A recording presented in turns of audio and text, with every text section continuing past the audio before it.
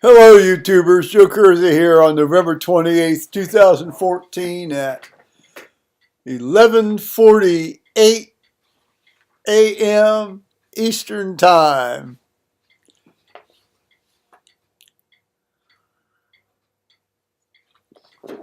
Now, there are about three areas, and maybe there might be something else that comes to mind later to cover here today. Now, I've been looking at the videos of a fella who right now is in Norway. He had spent some time in the Philippines, and then he came back to Norway, and then I guess the ultimate plan is maybe he'll go back to the Philippines. I don't know. In that case, his he's got a very interesting, very fun and interesting YouTube channel, and he looks at my stuff, and I look at his stuff, and I thought, oh, well, okay. So his name is VlogStorm. Here, let me get the full. This is a copy of his about page from his YouTube channel. Okay, VlogStorm, and obviously you can go to that and read it. The one thing I particularly liked about what he said in this is the messages I give in my videos are more for entertainment purposes and not always to give people more life wisdom and facts. This means, and this is what I got, this means that I'm basically saying what I feel like, and here is really the whole reason I'm mentioning this. I would never ruin a good story with the fact if I don't need to. I love it. Let's reiterate that. I would never ruin a good story with the fact if I don't need to. Well, I think anybody that's watched me for any length of time knows that from time to time, perhaps that's something that happens here. It doesn't really happen a lot. Let's just say that some of the, how shall we say, more improbable details might be lost in the fog of events, the fog of war. But no, I mean, in reality, I do try to do. But as this man points out, sometimes a good story is just a good story, and you have to tell it. Anyway, look at it. VlogStorm. Absolutely look at VlogStorm. Lots of fun. Out of Norway. See, a pint's a pound the world around. A pint is really a pound the world around. Well, as long as it's a 16-ounce pint.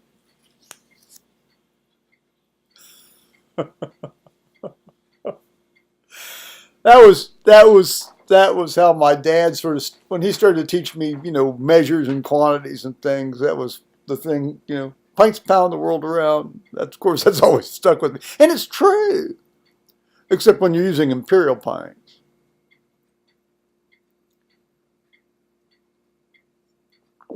Now,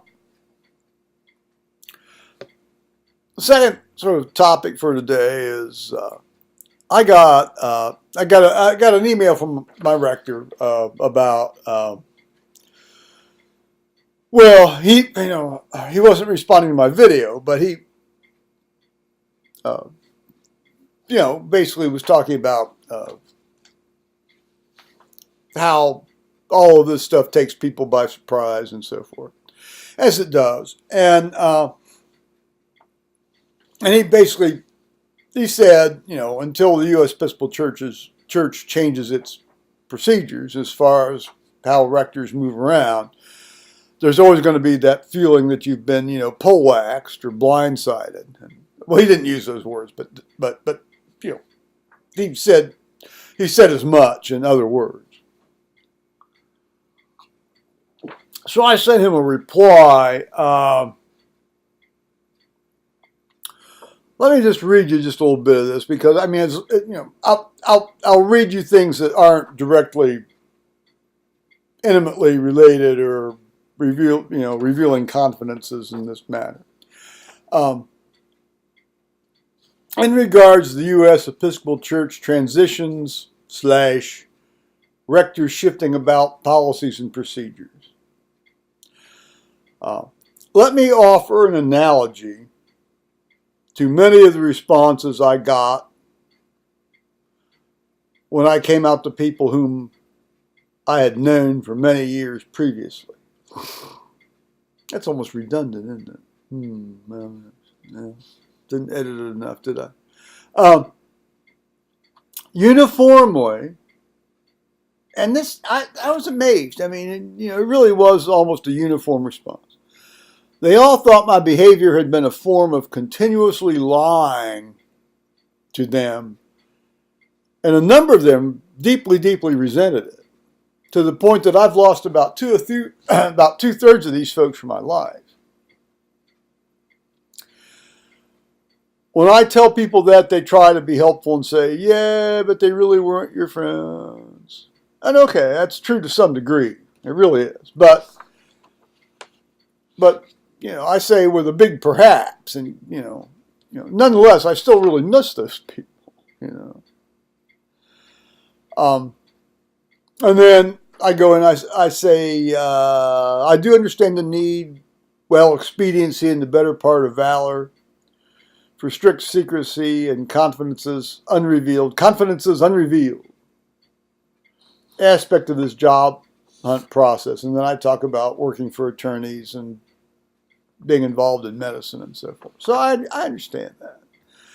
And again, I get back to, not to be a Johnny one day, the best comparison I can offer to the bombshell of such an announcement really is to the gay coming out announcement to people who had been thinking and assuming one thing about an individual, and then wham, things have seemingly changed.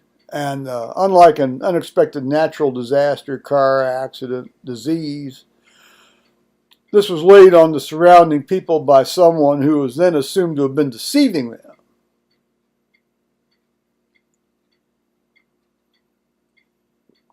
Of course, that person is the same person they've always been, and even more completely so now that the full truth is in the open.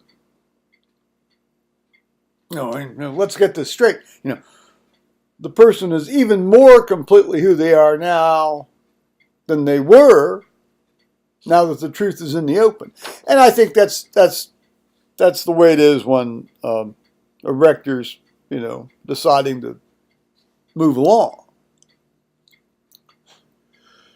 Because they have to actively look for this stuff.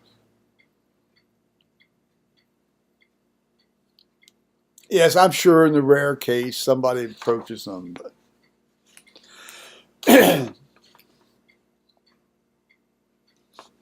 as a Christian, I try to speak and do the truth in peace and love. I know you do as well. I hope the U.S. Episcopal Church will at some point get its act together in this process so that truth can predominate in the process. I hate the word process. Oh, how I love that word.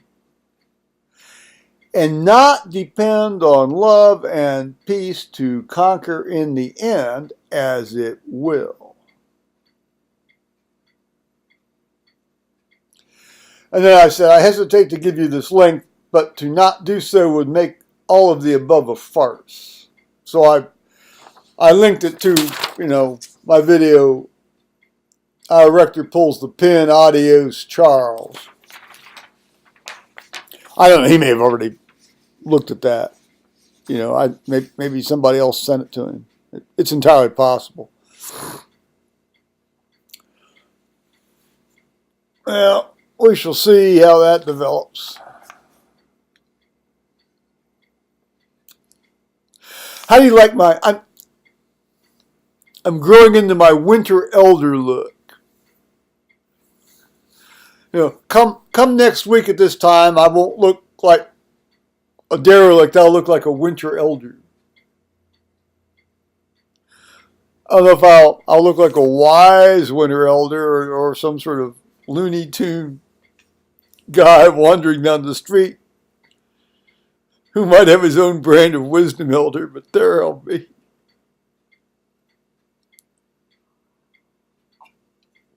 It's warmer, guys. It really is. Now, one more brief story. My mother's mother, my maternal grandmother, was one of 9 daughters.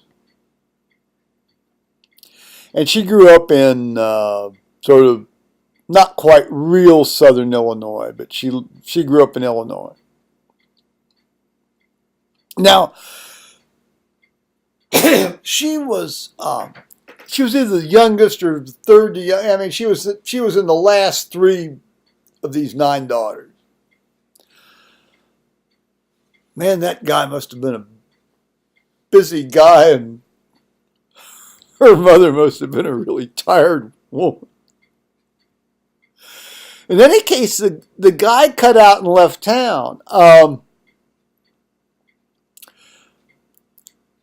Let's see. She was born. Let's see. She died in 1964, and she was 80. So she was born in 1884.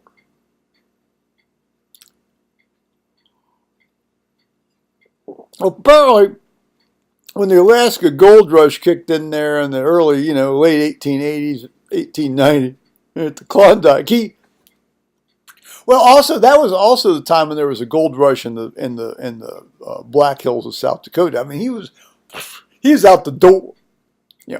Never heard from afterwards. Completely gone. Leaving these 9 daughters, and now his wife, the mother of these daughters, had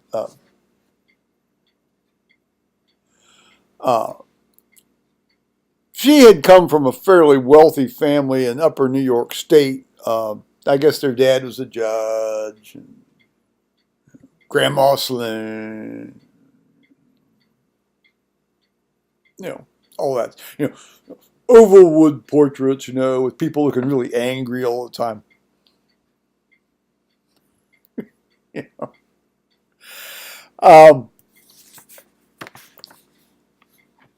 So anyway, he up stakes and leaves, and now the 2 sisters closest in age to my grandmother were named. Her name was Hallie, Hallie, which is a great name, a wonderful name.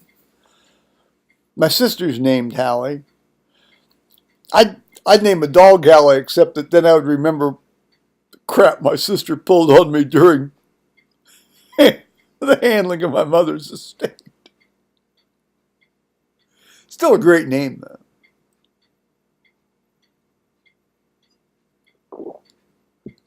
And the other 2 sisters were Belle and Bess. I can't remember, who was older, who was younger. Doesn't really matter for the purpose of this tale. Well, this was the character in this little story involves Aunt Belle.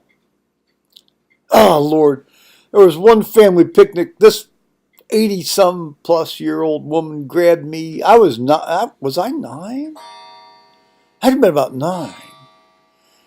And she kissed me on the lips. She kissed a 9-year-old boy on the lips. These leathery, cold, first of all, as I've mentioned on here before, it's a handshake or a shake or a. So don't go kissing on me. I don't think I could have performed the F part of that possibility at that point.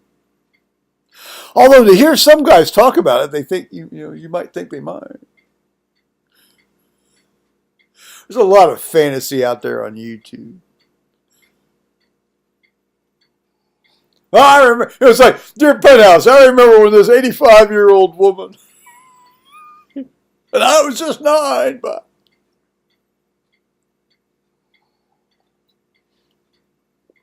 Anyway, be that as it may, and having, left the place feeling very physically violated. The family picnic feeling, oh, I'm going home for the family picnic feeling very violent.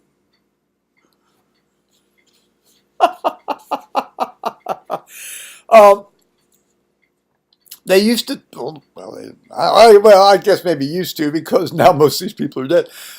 Told a story about how, back in the 1880s and 1890s, and actually well until the late 1950s and early 1960s, in some school areas, kids were made to memorize things.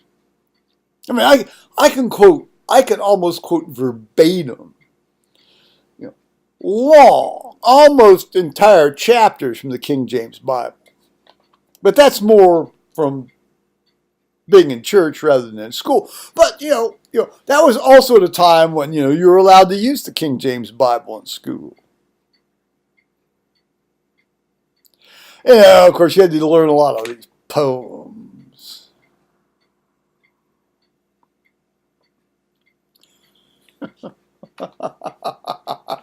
So apparently, the school that she was attending at the time, and that she was probably about 10 or 11. So this would have been around probably 1892, out there in southern Illinois.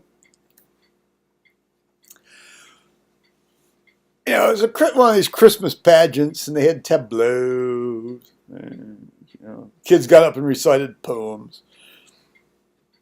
Excuse me. So Aunt Belle, my future Aunt Belle, she wasn't my aunt then, was called to the stage, to recite her poem,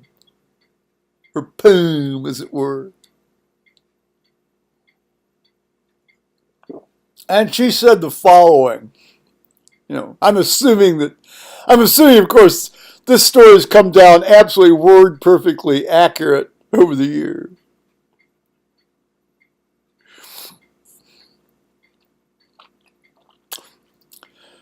Christmas comes but once a year.